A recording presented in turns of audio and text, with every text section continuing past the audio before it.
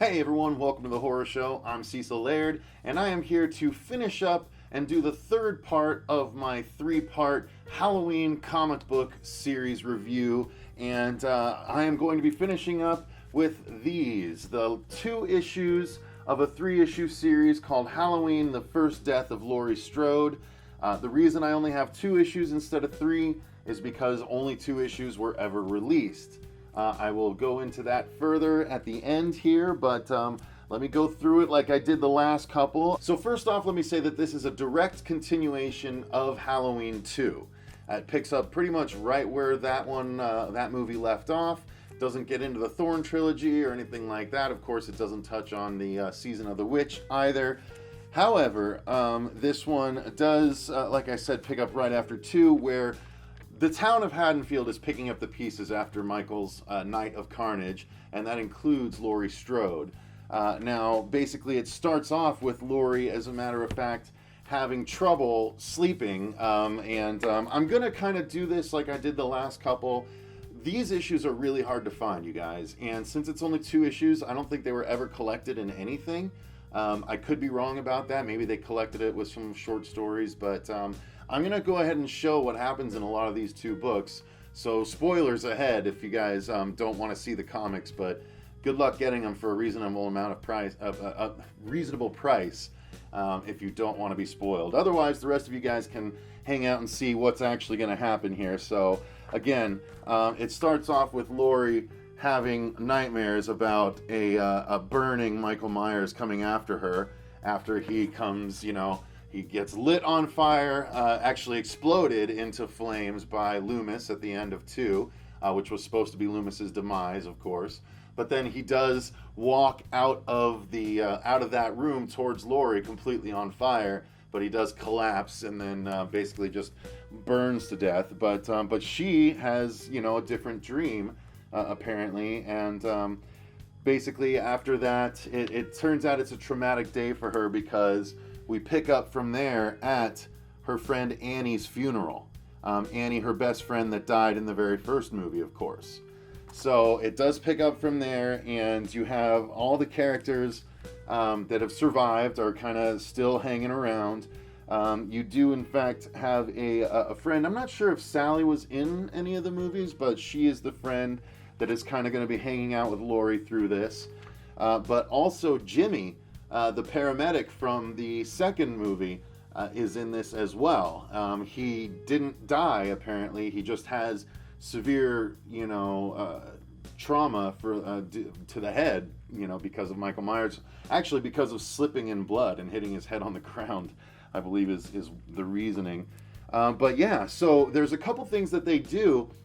The next thing we see is the costume shop owner, where supposedly Michael got his very first mask, and this actually ties into the other comics that came out. I even made mention of it in an earlier review, because we see, I think, in Halloween Night Dance that Michael has a bunch of these masks.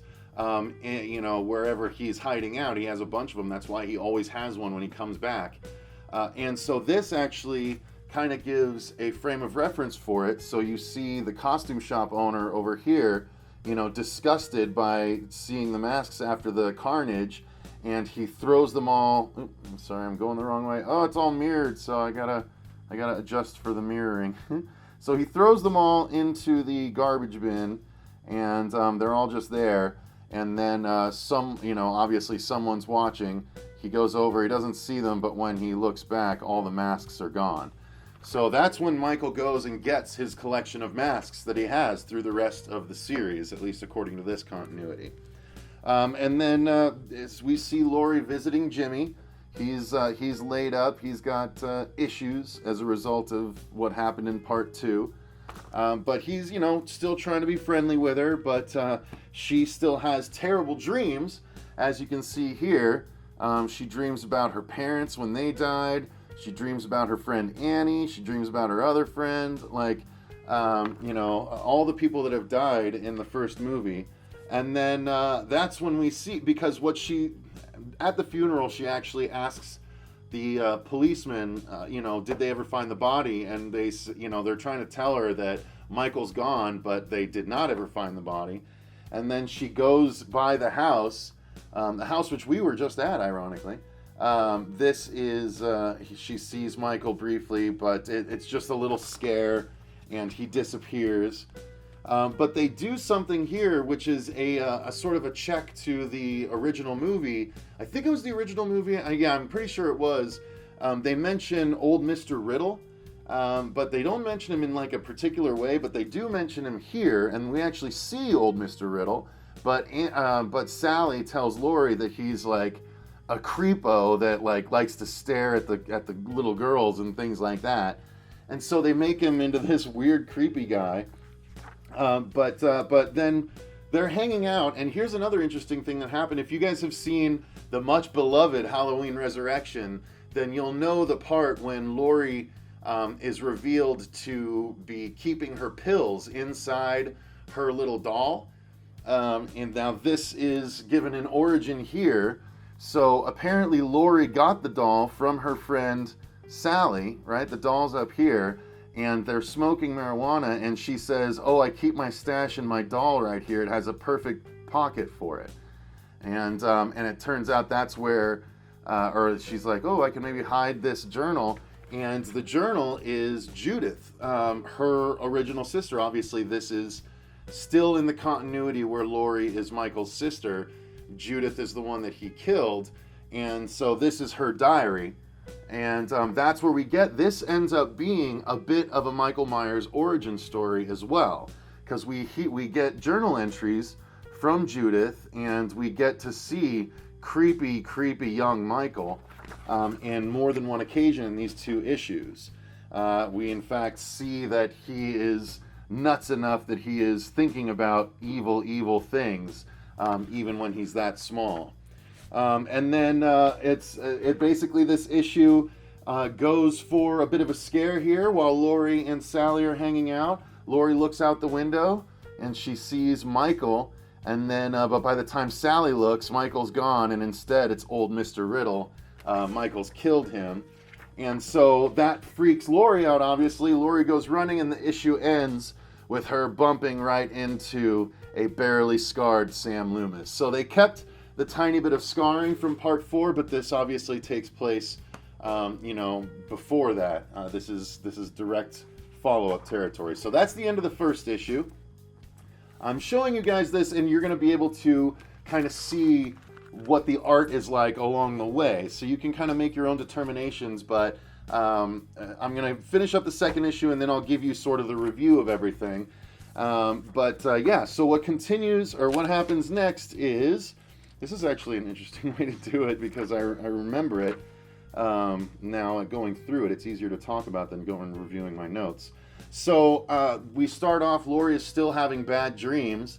She sees herself in the mirror and then pulls her face away and reveals a Michael Myers mask. Again, I think she's really hung up on the fact that he's her brother. And she's talking to Loomis. And of course, in typical Halloween fashion, we get a massive monologue about the evil of Michael Myers from Sam Loomis. It's a really great staple at this point. It's almost a comedic staple. But it is, an effective speech. I even made note of it. I remember making a note. I was like, this is a good, effective speech. And then we get a little more flashback where you see that Judith and a boyfriend have taken Michael out to this area. And if you guys watched my PETA versus Michael Myers review or news flash, you'll know that while she is entertaining her boyfriend, I can't show you everything here because it is an uncensored book, but Michael shows up all bloody, having killed the bunny, and you can see he even does his head tilt as a little boy. Like, I think that's the official first head tilt that Michael Myers does in continuity. All right, so then we get more Sheriff and Loomis arguing with each other. We actually cut to graduation, it looks like. So we see Laurie doing, her walk with her cap and gown, but she freaks out because she sees Michael, hanging out in a car off in the parking lot. as he's wont to do. We all know. That's the interesting thing. They did a really good job of hitting all the Michael staples in this. All the Halloween Michael Myers things that happen in the movies, they do a good job of doing in a new way, well, newish way, in this comic. So it was a little sad. And then actually we get another reference where Sally and Laurie are both lamenting the fact that they no longer have their friend Ben around. And the reason being because he was hit in an accident in part 2 and caught on fire. So they do a representation of what that looks like, and man, is that a cool, gory representation of that moment. So, here's the thing. The art can be a little bit weird, and Laurie's face is really long at times, but it's still very competently done artistically. Everything is very consistent. And then we get another weird thing, which those of you guys that really hated the moment in the Halloween movie where, I think it was 5, where we got a second where he was in a tough guy mask instead of the typical mask. Well, we got a different version here. So again, you see that someone in a clown costume is coming up to Laurie from behind with a knife, and we turn the page, and it's now Sad Clown that she does recognize as Michael just before he stabs at her, and it turns into a chase scene. And so that's actually kind of cool if you think about it. Michael has returned to his clown roots. It's basically the same costume, except he's got a full face mask instead of just this part. So yeah, and then she gets on the run as Michael gets back in his car in his regular outfit, and there's a car versus human chase, which doesn't go great. I mean, she jumps off out of the way just in time, and then she goes to her friend Jimmy's house and tries to bang on the window, and when she looks inside, she sees, just in time to see Michael snap Jimmy's neck and turn it all the way around. I'm not sure how he beat her there. Maybe he pulled in behind the thing, but here you also see on the opposite page the advertisement for issue 3 of 3. It was supposed to come out in November of 2008, which is when October is when this one came out. That issue never saw the light of day.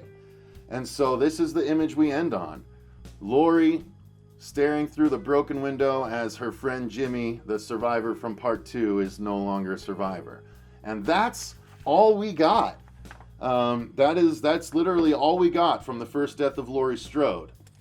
And I will say that in rereading it, when I read these originally 10 years ago, I hadn't watched the Halloween movies recently, so they didn't really do very much for me. Having just rewatched all of them, I really appreciate these comics so much more, and especially this 2-issue series. It's a really cool sequel, keeping it in the timeline. Back when Laurie is young, you don't need to worry about Jamie Lee Curtis's actual age and things like that. They could continue the story, what if back then? But now I'm bummed I don't get to ever find out what happened. It was relatively good. You had to excuse a few things again. You have to excuse that Loomis is back with just a tiny bit of scarring. But you get Jimmy back, you get more Laurie and friends, you get the funeral of Annie, beloved Annie to some people, not necessarily to me, but some people really like that character, so we got a send-off for her. And then, we get more carnage from Michael Myers, and he even spins a guy's head all the way around. But yeah, we don't get to know what happens. Now, I do have a little bit of notes on what happened with number 3. Not only did it never come out, but neither did the follow-up series, which I'll have here, or I'll show you the artwork for. One report on the internet says that Trancas/Compass would not license out any more Halloween property for comic books until they were paid for the original Devil's Due Publishing deal. The original comics that were done through Devil's Due Publishing, that's these right here. So I guess technically these were as well. Or were these? Yeah, these were Devil's Due Publishing as well. So apparently Devil's Due never sent the chunk that they were supposed to towards the licensing for the books, so they could never finish it. I'm not sure if that's actually what happened. That's just what this line indicates. As for the third issue itself, the script by Stephen Hutchinson is written, all the pages have been inked, and the first 3 pages of coloring have been done, all with no lettering as of yet. So technically, if the script is done and the pages are all done and inked, they could technically release a black and white version of issue number 3, with even just those first 3 pages colored. I would jump all over that if they ever did that. That would be amazing, and with the fervor of this new movie coming out, I'm frankly surprised they haven't yet. But yeah, so that's the status of the third issue. It's done, but it doesn't have coloring all the way through, and it's not been lettered at all, so there are no words. But the script is done, so you could do the lettering. One interesting fact about the series is that the writer was going to purposefully downplay the familial aspect between Laurie and Michael. Apparently, he was not a fan of that either, so it was going to be downplayed a little bit. It's not really played up a huge amount in this, just that she is the guy that he has fixated on, which a lot of people say can be the case without them being brother and sister. So yeah, it is a bummer that that last issue never came out, and here's the artwork for the series that was supposed to follow up. It was called Halloween: The Mark of the Thorn. So there it is on the left side there. This is a big hack slash ad. Maybe I'll switch and get that off camera. There we go. So you guys can see that a little bit closer. That's what that book was, coming February 2009. Fat chance, guys, because the book in November that was supposed to come out and finish this series never came out. So that is the status of Halloween in the comic book world. They haven't even released a comic book tie-in for the new movie, which is surprising because, you know, some books do, some books don't, or some movies do, some movies don't. Predator had a tie-in, Aliens has tie-ins. There's your Trick or Treat has a tie-in, Krampus has a tie-in, comic book and stuff like that. So I'm surprised that Halloween, well, I'm guessing it's because of the rights issues. They still haven't figured out the rights issues and who would want to publish it and things like that. So, yeah, there were a couple of other Halloween comics that came out around movies 4, 5, and 6, I believe, or a little bit before. I don't have those, but I do have all of these from 2008, which are hard to come across as well. So, if you guys have any leads on where to get those original ones, let me know. I do want to get my hands on them. But, yeah, I think that's going to do it for the final comic book review of the Halloween franchise that has come out, at least since I've been aware of comics. So, why don't you guys let me know in the comments down below what you thought of this particular series, the first death of Laurie Strode. It is explained why it's called the first death of Laurie Strode, is because technically, when she died the first time, she was under a different name than she was adopted by the Strodes, and now she has to fake her death in order to escape Myers, so that would be the first death of Laurie Strode. That's how they kind of explained it in the comic. Loomis has a little explanation, thought bubble there, or word balloon. So, yeah, that's going to do it, guys. Until next time, I've been Cecil Laird, and make sure you click the link in the description box if you want to become a patron. You can actually request movie reviews and video game let's plays, commentaries, depending on what tier you get. You can also go ahead and request a comic book review if you have a horror comic book you'd like me to read. I would jump at the chance. We haven't gotten many of those requests yet, so you guys can tell I love horror comics. So yeah, that's gonna do it. And until next time, remember, stay scared.